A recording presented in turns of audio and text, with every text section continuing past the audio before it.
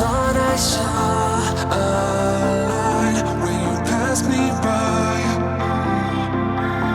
The reason why Hi guys, it's almost 10 o'clock.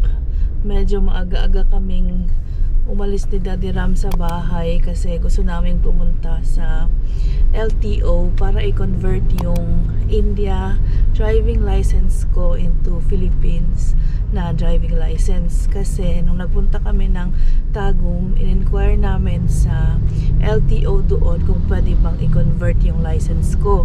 Sabi nila pwede naman pero kailangan daw sa main branch ng LTO. So pupuntahan natin today yun dito sa Davao. Tignan natin kung anong magiging resulta. Alam niyo naman ang patakaran dito sa Pilipinas.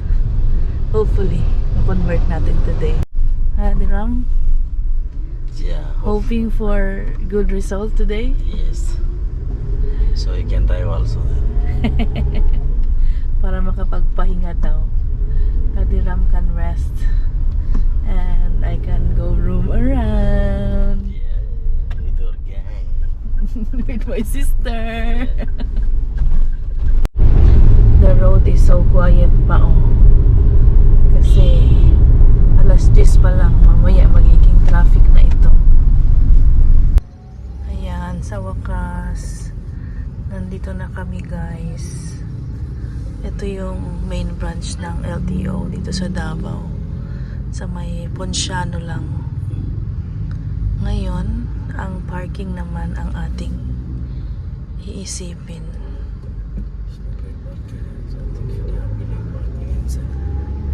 Destination is on the right. Seems not many people, right?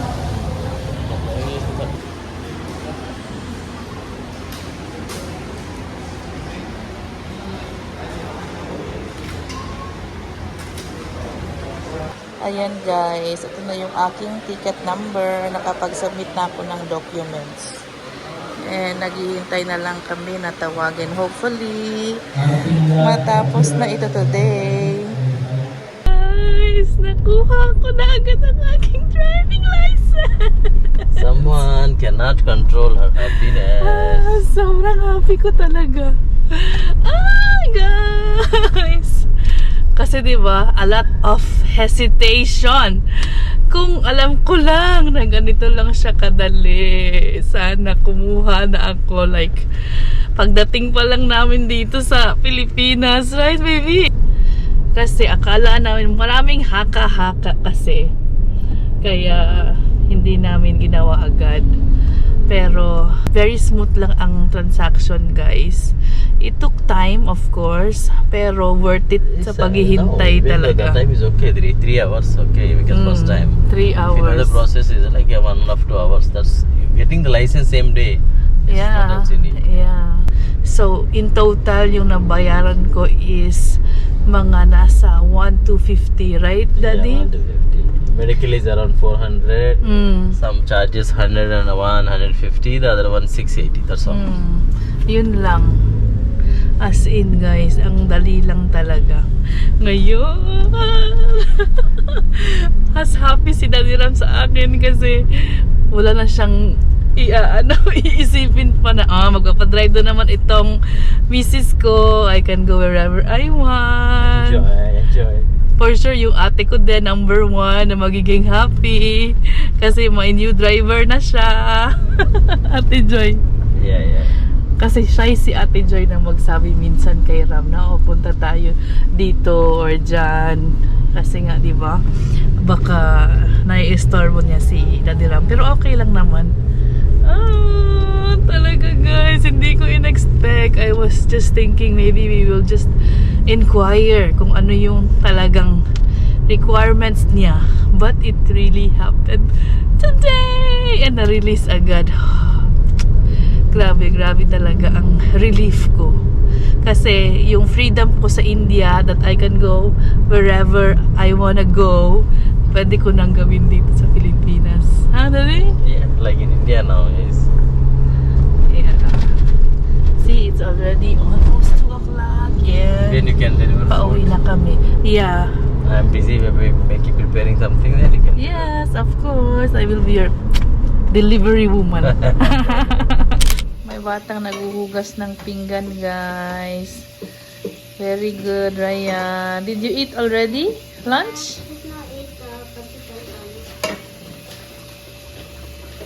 Tita Joy told you to wash? Huh? She was inside to eat. But now you to sleep. Mm. And she told me and not to eat. She cleaned up the toilet, sweeping the floor, and I am washing the dishes. Nagwawalis si Ishi. Siya naman ang naghuhugas.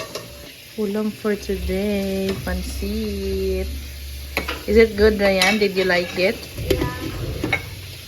Naglalaro ang mga bata sa labas, guys. Tingnan nyo si Ryan. Walang t-shirt. Pinoy na talaga. Ayan, kapitbahay namin. Wait, there's a car. May kalaro na siya. Si Easy yung sa kabila. Careful, okay? Kain tayo, guys. Tahimik ang bahay dahil ang ating baby Maui ay natutulog.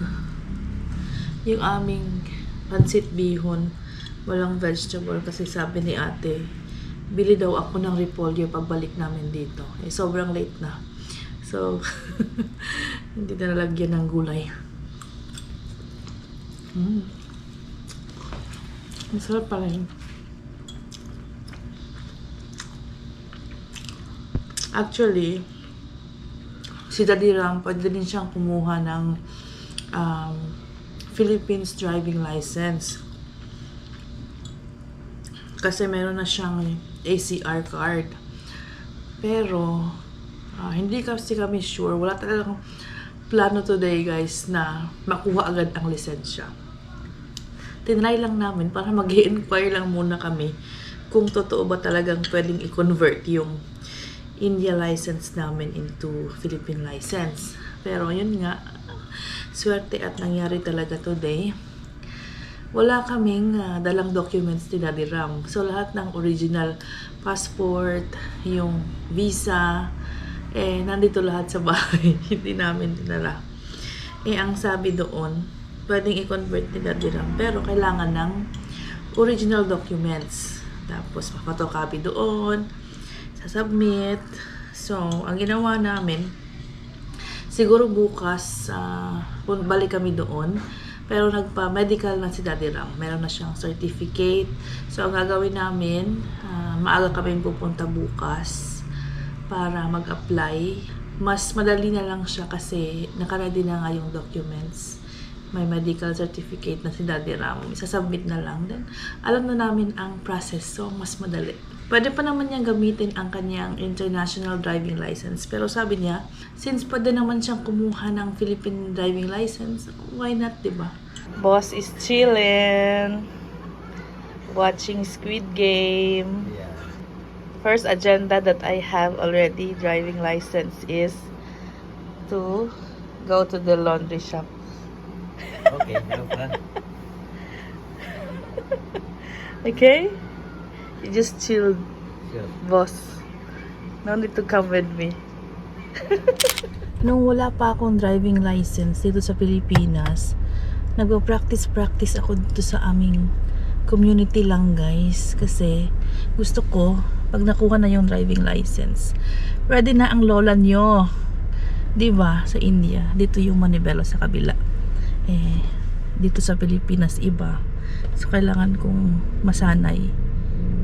So, minsan, nag-iikot-ikot lang ako dito para mag-practice. Bye! I will be back, Ryan! See you later! Ayan, dito lang naman tayo sa malapit, guys. After lang nitong entrance ng aming subdivision.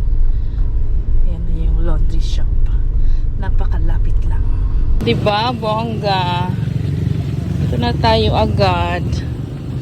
Anong ganap dyan?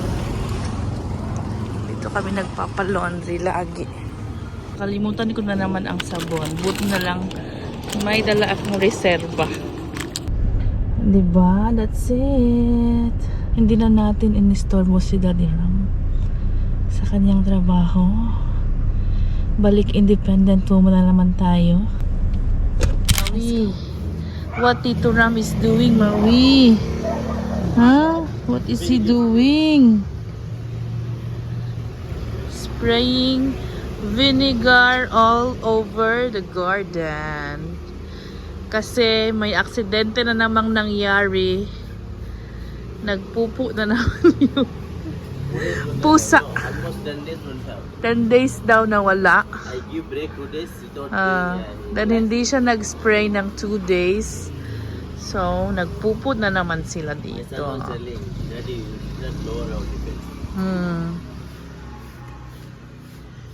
And then sabi ko sa kanya, wag naman pure vinegar. Nauubos na yung aming vinegar. Guys, wala na kaming vinegar sa pagluto kasi. Vinegar is cheap, okay? Vinegar is cheap daw. Nauubos na niya. Yeah, but it's not always available if you finish it. Talagang sa likod din. Ang daming dumadaan ng sasakyan dito paggabi. Kaya maingay. Mawi-wawi. Bagong gising lang ito, guys. Kaya medyo moody. Pero gusto niyang lumabas. Laki ng tsinelas ni Maui. Yung kay Ryan yung gamit niya.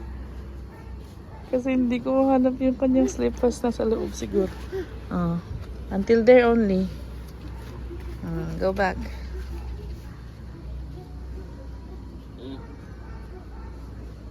Bobo. Where's Kuya? Where's Kuya Ryan? So busy.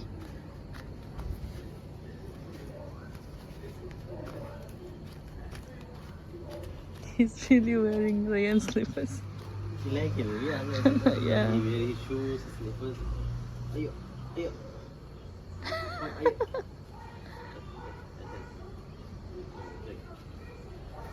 Sinuot ulit.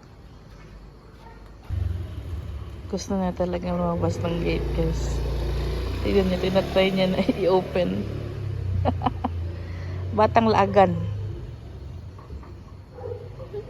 Maui the laagan boy. Come on, let's go inside na. Looking fresh na ang Ryan. Did you comb your hair? You played with Ate Ishi there in the gym? A lot of people? Not that many, but at one point some people came and they were playing like football in the main part. You know, there's some spot. Some people came. You were there for so long. Like an hour, I think. It was like a couple hours, not just 1 hour. Is it? Mm. That's good. You going I know. walking now? Mm. With Daddy? Mm. Grabe. Okay. Boss baby. Boss baby. Gutom yan? Gutom yan. Nauti. Gutom yan.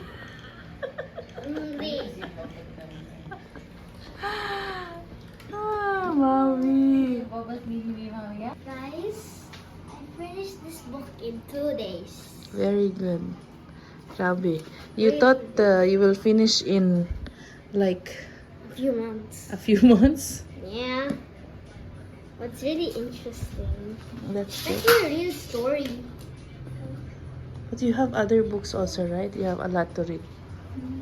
I'm finishing this one, then maybe I'll start these other two. Then this one, then these ones, I think it's these like facts. Magpa-fry si Daddy Ram, guys, ng chicken liver and heart, right, Daddy? The Indian way with all the masala. Kaya pine-prepare na niya. Si Daddy Ram, kailan ba yun? Nung nakaraang araw, nagluto ng biryani. Beef biryani. Ito na lang ang natira, guys. And sobrang sarap niya. Mas gusto ko siya kesa sa chicken biryani, to be honest with you. So, yung tira, kakainin natin for dinner. Si Ryan ayaw niya. Pero si ate nagustuhan niya. At ako, syempre, paborito ko na. Daddy ha, next time, cook again. Beef biryani. Of course. My paborito. Maui? You want beef biryani? Hindi si Daddy Ram. How you also eat? Yeah, kumain din pala si Maui. Are you gonna marinate now and then cook later? Yeah. Kasi kailangan ito i-marinate ng 1 oras. This biryani will cook by order. Pati order. Kung may gusto daw mag-order ng beef biryani or chicken dum biryani, message kayo sa Sana Family Vlogs na FB page or Sana All Indian Cuisine na FB page. Medyo magiging mahal lang itong beef biryani kasi mas mahal ang beef kaysa sa chicken, di ba? First is salt. And then, what's your ingredients actually? Chili powder, red chili powder. Salt. Next, what is this? Green chilies. Kalimutan ko eh. Curry leaves. Curry leaves di ay. Turmeric. That's not Nescafe Gold, guys. That's turmeric. And then, ito, coriander, and then garam masala. Yes. Right? Ginger garlic paste. Wow. Still Perfect! remember. Alam ko pa rin. May mga measure na si Daddy Ram na ganyan. Talagang passion na niya ang cooking dito sa Philippines. Even siya ang gumawa nito, guys.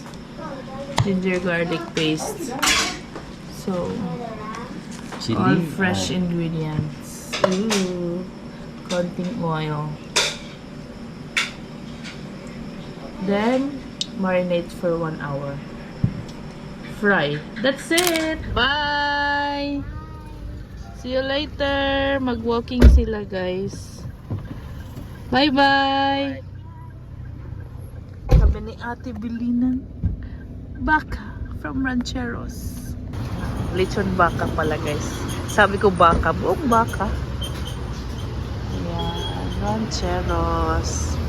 Paborito ni Ate at ni Ishi. Nandun na si Ryan at si Daddy Ram. Dito sila lagi nag-walking sa labas ng City Mall. Kasi may park nga dito sa likod. And then guys, nagpunta din kami dito sa mall. Kasi wala na kaming bread. Ang baby boss namin, oh. Diba? Bumili pa ng mga ice cream si ate. Ay, baboy ito. Dito tayo. May beef doon. Walang manok. Nasa-fry na si Daddy Ram ng yung minarinate niya kanina. Fry time. Will it take time? Add time next time. Because never stop for me, right? It's so fast. How's your walking? Good? How many steps? 8,000. Oh. Kaya na si Ryan. Kain ng ice cream. Si Maui busy sa kanyang wafer. Kaya hindi na ingit. Are you hungry? You said you wanna eat, right? I'm really hungry. Then why are you eating that one? Should eat dinner first. I'll eat again. I'll dessert. Okay. Snack, dinner, dessert. You don't want the heart? Yeah. Only the liver? Yeah. Kumakain siya ng luto ni Ram. Yummy? It's not spicy? That's spicy. A little bit spicy. I ate actually already, Daddy. Yummy this one. Yummy daw, Daddy Ram. Lahat naman yummy for you pag si Daddy Ram ang nagluto. It's good? Good. I need to take shower, okay? Bye, guys. Bye guys. Like, share, subscribe, ring the bell icon. Bye. See you bukas. Peace.